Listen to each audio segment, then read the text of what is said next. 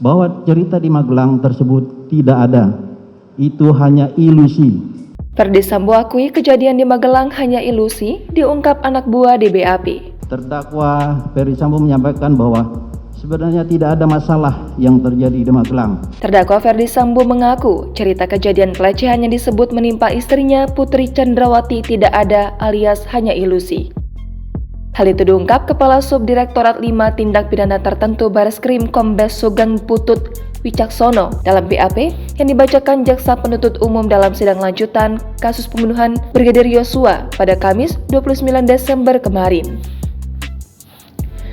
Menurut saksi Sugeng, ketika itu Sambo berkali-kali mengingatkan kepadanya bahwa kejadian di Magelang ilusi. Saksi beberapa kali diingatkan oleh terdakwa Ferdy Sambo bahwa cerita di Magelang tersebut tidak ada.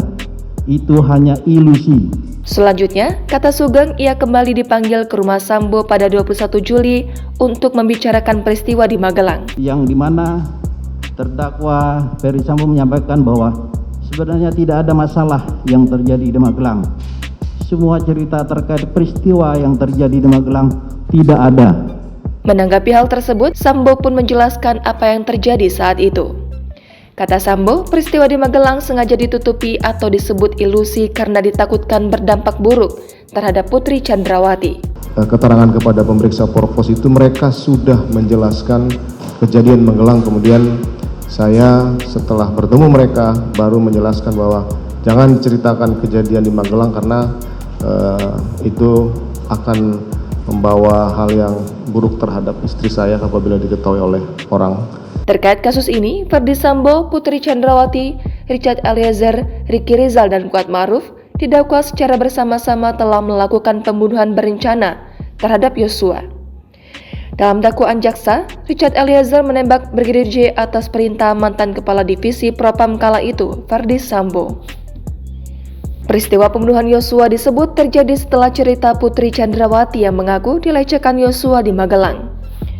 Kemudian Ferdy Sambo marah dan merencanakan pembunuhan terhadap Yosua yang melibatkan Richard Eliezer, Ricky Rizal, dan Kuat Ma'ruf. Akhirnya, Yosua tewas di rumah dinas Sambo di Komplek Polri Duren 3, Jakarta Selatan pada 8 Juli lalu.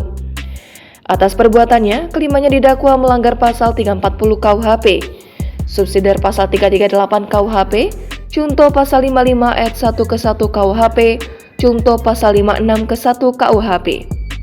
Khusus Sambo, jaksa juga mendakwa SK di Propam itu terlibat obstruction of justice atau perintangan penyidikan pengusutan kasus kematian Yosua.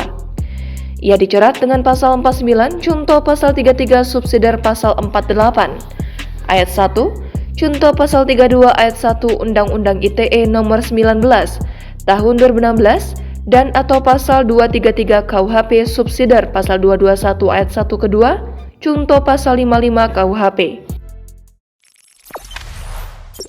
Jangan lupa subscribe, share, komen, dan like ya.